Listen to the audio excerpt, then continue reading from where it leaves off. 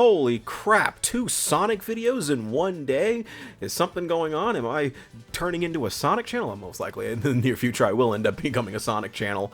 But anyway, greetings, ladies and gentlemen, and welcome to... Well, actually, I may be using Sonic Origins to Let's Play this, but I will not be doing every Sonic game, every classic Sonic game in the Sonic Origins collection right now. I'm only doing Sonic the Hedgehog, 1991, the first Sonic game ever released. Yes, I am now getting to it, and yes, I am totally avoiding Sonic and the Secret Rings, because, Jesus Christ, because, yeah, at this point, I'm probably just trying to avoid Sonic and the Secret Rings. So my Sonic Schoolhouse Let's Play will be next week. Just kidding. But, yes, the reason I'm using the Sonic Origins collection for this Let's Play is, for the big reason is just for the sake of, you know, I have it and might as well use it, and also Anniversary Mode makes this mode completely makes Sonic 1 completely easy, since, you know, you don't have lives, so it just makes the game a lot easier and fun. And,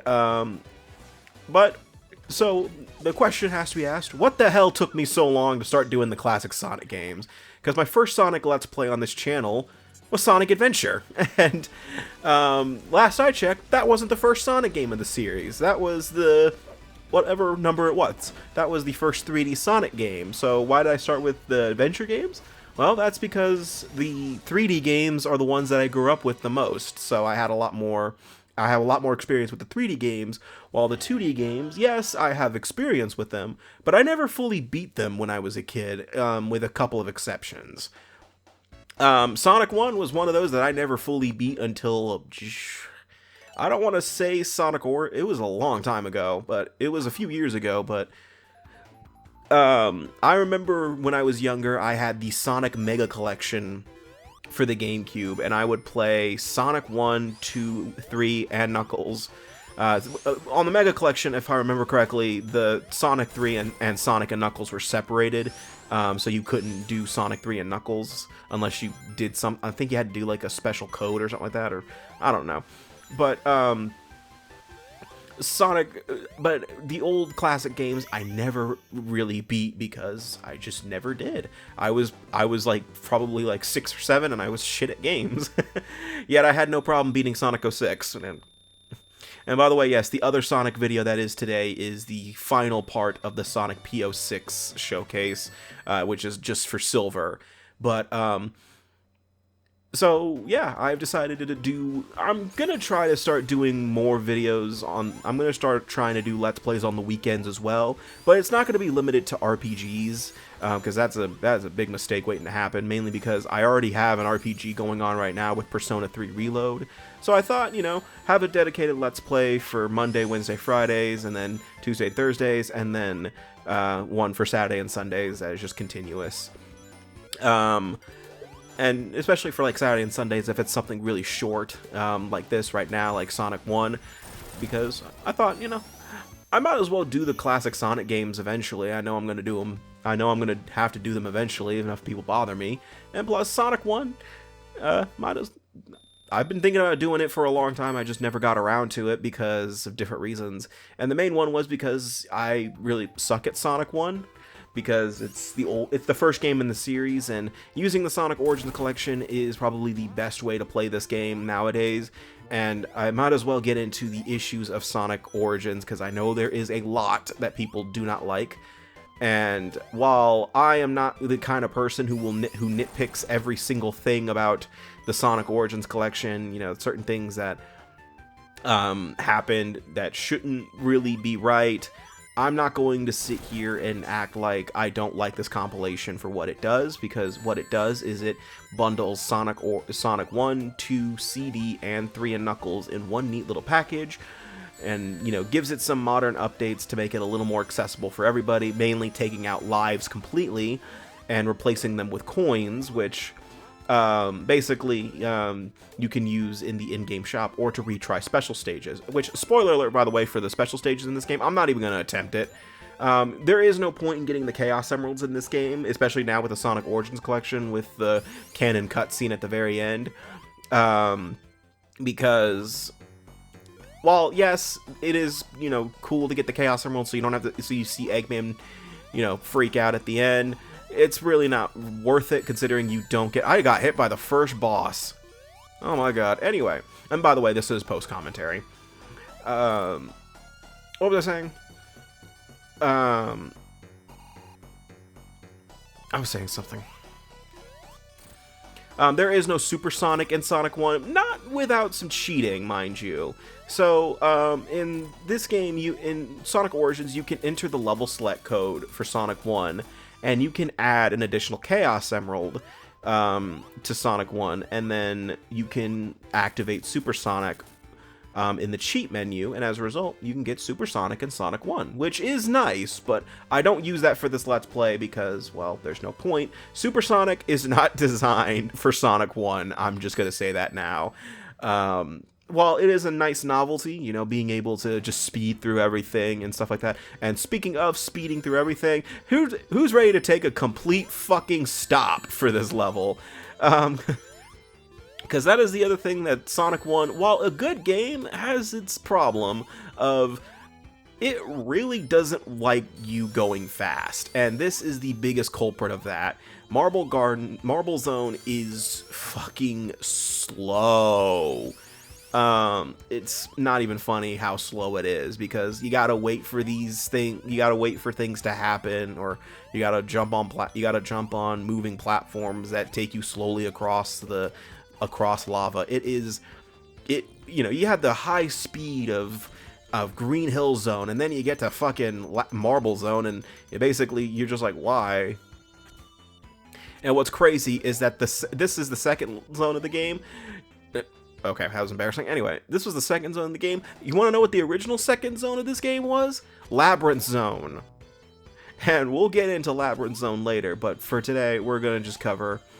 well, Labyrinth Zone, I believe, is next part. I will say that this Let's Play is only 2 parts long. Yeah, that's the other thing, is Sonic 1 was only going to be 2 parts long, so... I was kind of afraid it was going to be a little bit more than that, but I kind of sped through I sped through a couple levels that a lot faster than I have, because this is technically probably my 3rd time fully beating Sonic 1, because I beat it fully when I had it on my iPhone, and then I fully beat it again for Sonic Origins, and then I beat it again, and then I beat it for this Let's Play. So yeah, I've only beaten Sonic 1 fully one time. I think the farthest I usually get in Sonic 1 is either to Starlight Zone, or I usually get to the end of Starlight Zone, or I just get to the final boss and just say fuck it and move on, because yeah, I know I'm like right at the 2-yard line. I always give up for some reason. Mainly because again, I'm not saying that the classic Sonic games are bad. I'm more of a 3D Sonic fan. I know that sounds crazy. You know, I always make fun of 3D Sonic games for how bad they are, but I always just have more of a genuine fun time with the 3D Sonic games. You know, I have more fun with the likes of Sonic Adventure 2 or Sonic Heroes. I hate to say this, but even Shadow the Hedgehog, and the occasional Sonic 06, Sonic Cross Shadow, Sonic Colors, all those. You know, I mean, I don't hate the classic games. In fact, I do think the classic games are really good games. I just prefer, you know, I just prefer the 3D games. I know I sound crazy. I'm probably a fake Sonic fan now, but that's just how I am. It's like, I'll turn in my Sonic fan club membership later. I don't even think we have that, but mine's probably expired after I said... mine probably went away after I said that Silver's my favorite character in the Sonic series and not Shadow. Especially during the year of Shadow.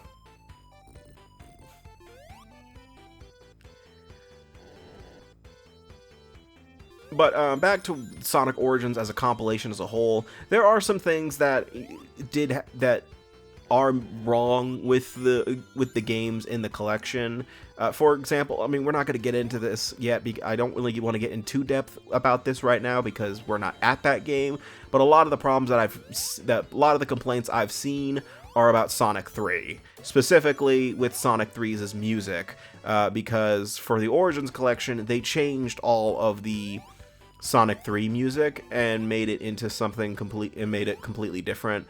And in a lot of the cases, it's a worse song than what the original one was, But me personally, I don't mind too much, because once again, I don't have that much connection to Sonic 3. I do like Sonic 3, but Sonic 3 is not the... Again, like, I love Sonic 3. I do think it's a great game, but it's just like, I don't, you could still play, there's still a way to listen to the original music if you want to. And plus, with modding, I guess it's not it's not that bad. But I know what you guys are thinking is just like, well, you shouldn't have to mod it. But I mean, people were gonna mod it anyway. I mean, I'm just saying. Like, I'm pretty sure the second Sonic Origins came out, even if they didn't change the music, they were gonna somehow mod it to do music changes, because fans do that. I mean, hell, there are certain...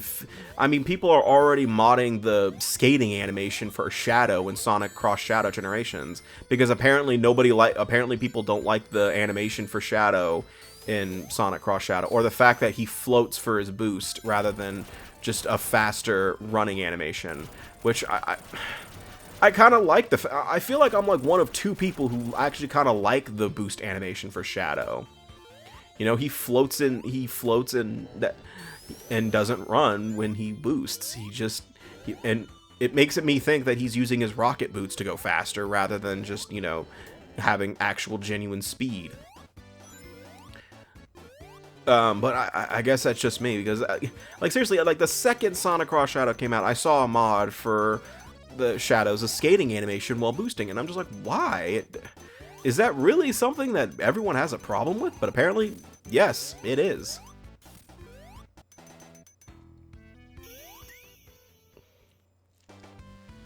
But like, personally, I've never seen the problem with it. Or people are changing the animation to where it's more like Sonic Adventure 2's running animation or something like that. And I'm like, dude, come on. It's like, just... Alright. And then you see all the people's like, oh, good, I hated Shadows' running animation. I'm like, it was actually really good. I don't understand what's wrong with it.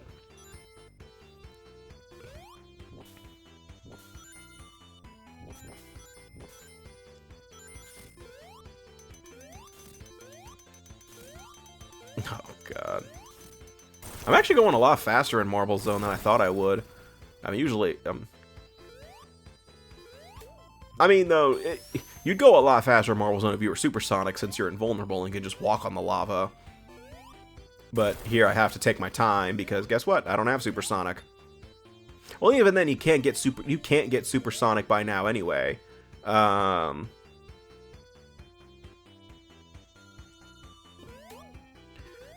What? How did I do that? I killed a caterpillar with... But not... what? How did I do that? Alright. I mean... But, what was I saying about... So, in order to get Supersonic in this game, or all the Chaos Emeralds, you have to get to the end of the stage with 50 rings. And when you do, there will be a giant ring at the end, past the goal ring, and you need to jump into it when you get to the end of the end. And when you do, you'll be able to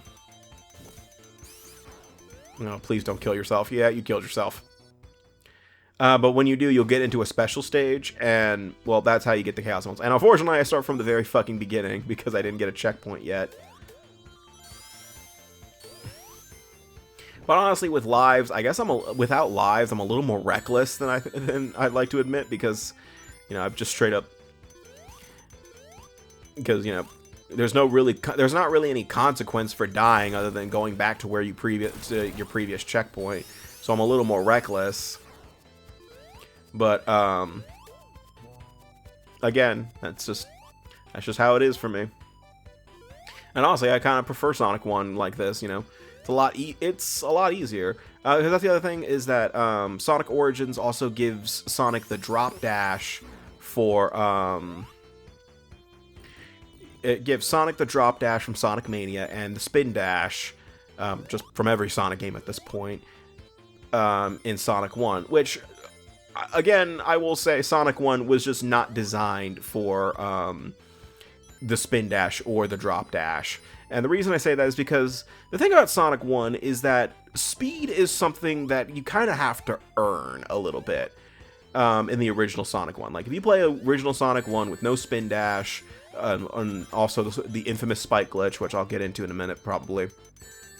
Well, that was stupid of me. But in the original Sonic 1, in order to gain speed, you had to make sure you were using, you know, basic physics, you know. If you were going down a slope and you rolled into a ball, you gained a lot of speed because guess what? You're going faster. You're using momentum to go faster. And when you did, you would be able to launch high up into the air and go up to the top path. You know, get out of that. Okay. And that is just something. Now, not every zone was good about rewarding you with speed. I mean, take a look at what's going on screen right now. But in certain zones like Green Hill, the next zone, Spring Yard, and Starlight Zone, those are two good. Those zones are really good about rewarding the player with speed because guess what? There are multiple opportunities to gain speed throughout the level, especially slopes and like if you pay attention, you will notice that there are no dash panels at all in this game. And the thing is like, you know, people complain that Sonic levels are too automated now, which in certain games I can really agree with that. Want an example? Take a look at Sonic Forces. But in some cases, being automated, having the dash panel isn't necessarily the worst thing in the world, because yeah, while it gives you the speed, it's up to you to keep that speed going. And if it's done right, you know, it feels really rewarding when you get your speed, when you hit a speed panel and you got your speed started, and you can just fly off into whatever direction you're going, and if you can keep that speed going, you know, it's gonna feel great. That's what Sonic Advance 2 really thrived on to me, was the second you got into Sonic's, I forgot what the state was called, but basically when you're going really fast and there's the after image of Sonic being burned into the of Sonic throughout the level, you know, you felt rewarded because guess what? You're going as fast as you can, and it's just up to you to keep the speed going. Now, the thing about Sonic Advance 2, though, is that their way of getting the special stages is god-awful and wasn't designed with the same mentality. I'm gonna die. Nope. But at the same time, you know, some games are better at making sure you keep your speed up on your own than others. Sonic 2 was pretty good about it. Sonic 3 was okay with it. Sonic Adventure, to some extent, was pretty okay, and so was Sonic Adventure 2.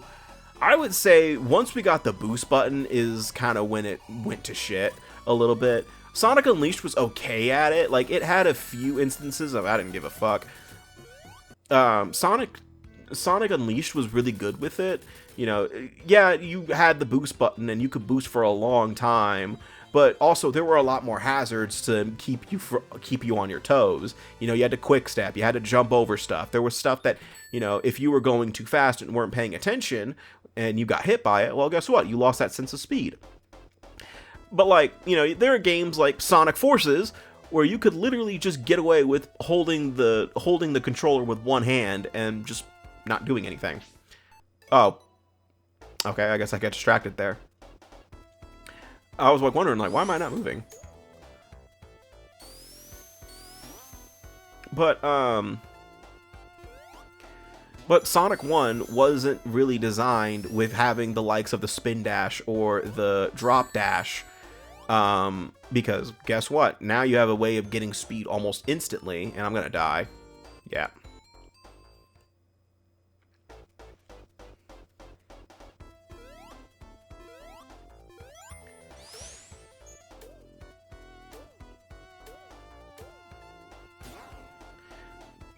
Like, I mean, yeah, like, look at that. Like, usually you would have to hit that spring, and that was how you launch over to the next, to the upper path.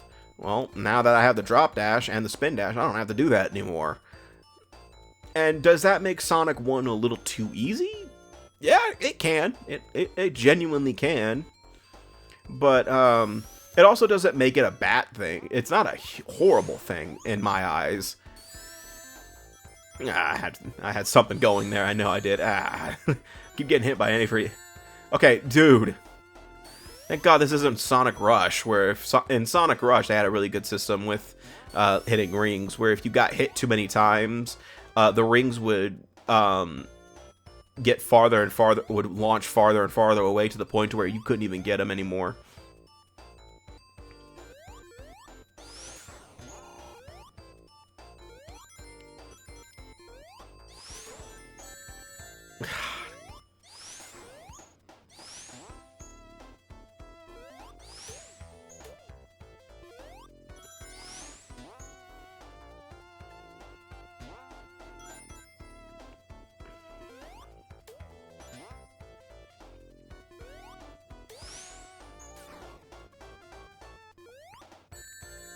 Ugh, fuck these guys. Oh, I'm gonna die again. Not even in the way that I thought it was, but I mean, technically, yeah, it was, but...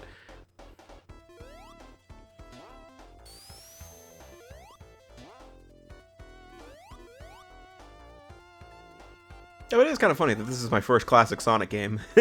I didn't even touch Sonic. I haven't even touched Sonic. Son of a bitch! It's like, you'd think my first classic Sonic game would be something like Sonic Mania or something, but no, it's Sonic 1. Hell, I'm surprised this wasn't my first Sonic game on this channel. I guess I didn't think about doing Sonic 1 on this channel at first, because I really can't remember why I didn't do Sonic 1 on this channel, besides it was just, I didn't want to. It was probably because I didn't want to embarrass myself too much with how much I suck at Sonic 1. Clearly I am, though, so, oops. But then I was like, you know what, I gotta play Sonic and the Secret Rings after this, so I might as well pad out that time, but I promise, I promise now, I will do Sonic and the Secret Rings after I finish this Let's Play. I'm doing this first because... I don't know why I'm doing this. I just woke up one day, said, fuck, I'm gonna record Sonic 1 because I'm bored. And then I ended up recording it, finishing it, and I'm like, oh, okay, well. Why didn't I take this path earlier? I love it though, like, most of my deaths, like, a good chunk of my deaths in this game happened, like, right at the end of the level, I noticed, when I was editing. Like, a good chunk of my deaths, were at the very end of the level.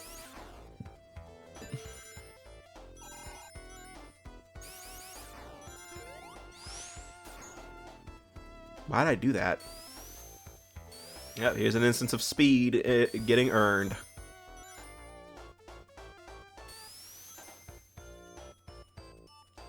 There you go. Now I'm on the upper path. And there's also another technique to get you even higher, which is called badnik bouncing, where basically, if you can land on a badnik that, you know, will let you jump on it. By the way, that looked like a penis. Like, if you can land on, like, a crab meat or something like that, or a badnik that doesn't harm you when you try to jump on it. Because there are a few that do harm you by jumping on them. Like, if you can land on them, like, while coming down from high in the air, why did I ignore all those rings? If you can land on a badnik, like, while you're coming down from a really high place, you can end up bouncing off of them and getting some massive airtime. Really useful if you're trying to get to the upper paths. And in fact, in some levels, they kind of encourage that you do that. Ooh, I barely avoid those spikes. And I didn't avoid those ones.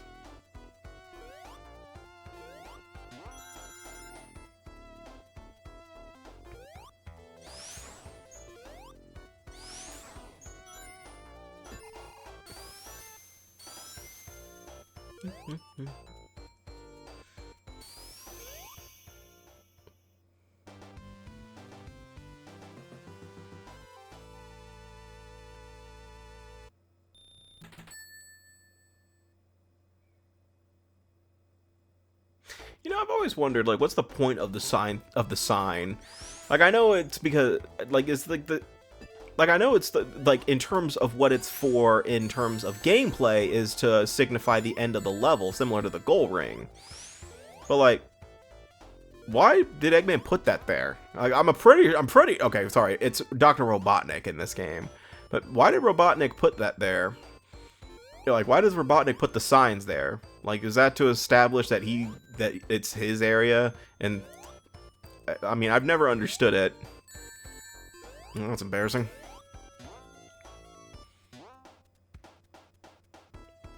I mean, you could also kind of guess that Robotnik took over the area, considering he has his badniks everywhere. I guess I should get into the plot of Sonic 1, since, well, that's just kind of the good idea. Jesus Christ, we might be here for a while. So, the plot of Sonic 1 is actually pretty simple, and they kind of got... By the way, that animation that we saw at the beginning, that is Sonic Origins exclusive. That was not in the original, obviously.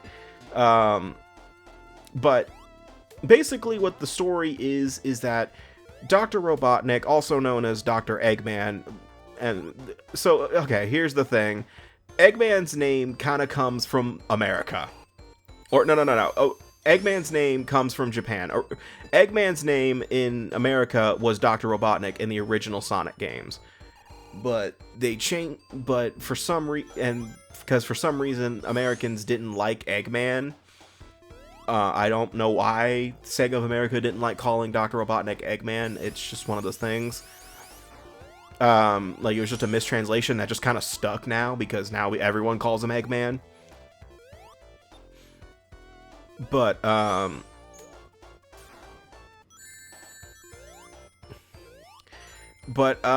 basically, Dr. Robotnik is... capturing little woodland creatures known as flickies that keep flying out of the robots every time I destroy them, and using them to power his army of robots called badniks. And his plan is just to rule the world, essentially. That's really all there is to it. It's nothing too crazy.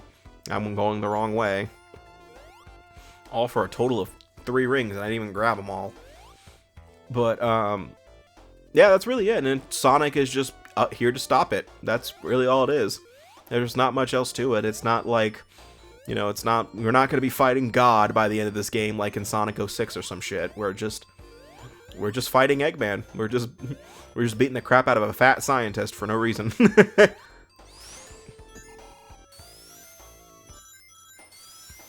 Ooh. Aw. Thought I was going to go the upper path.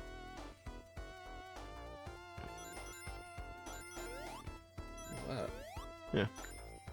That is the thing about the about Sonic games, especially the older ones. I could have kept going right. Why didn't I go right?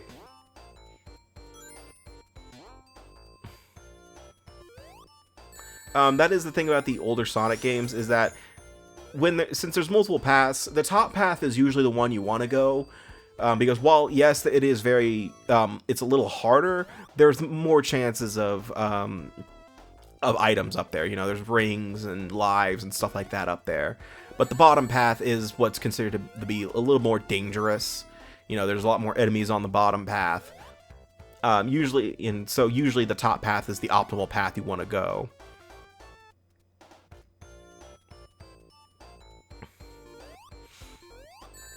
Jesus H, fuck, dude, come on! Come on, Maurice!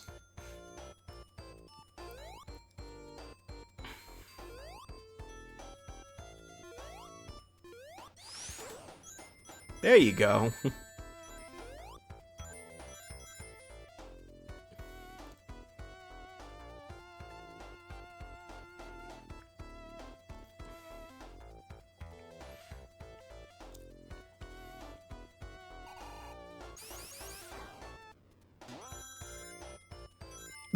I just also love the fact that there's just that sign, those signs that say "Cope," all spread out throughout this level. Like, I don't know why. It's just funny. I'm pretty sure one of my friends has that as a reaction image, and they just have Sonic jumping up next to it, and it just says "Cope." Oh, and by the way, yes, at the end of every zone, you fight Doctor Robotnik. And most of his fights are pretty easy. There's only really one that has any sort of difficulty, and it's the final boss.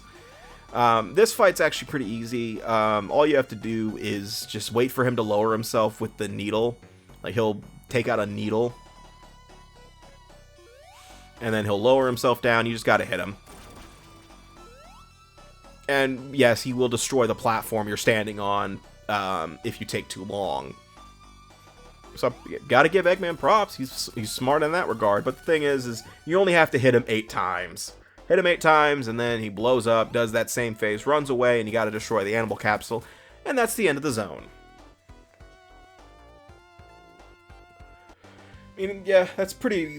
the Robotnik bosses are mostly simple. I think there's really only one... I mean, really the only one that's hard in any way is the final boss. But that's because you don't get rings for that. But I'll get into that next part. So the next time you meet in Sonic 1, we're going to be finishing the game, actually. Because, yeah, as I mentioned, it's only 2 parts. So see you guys next time, and take care.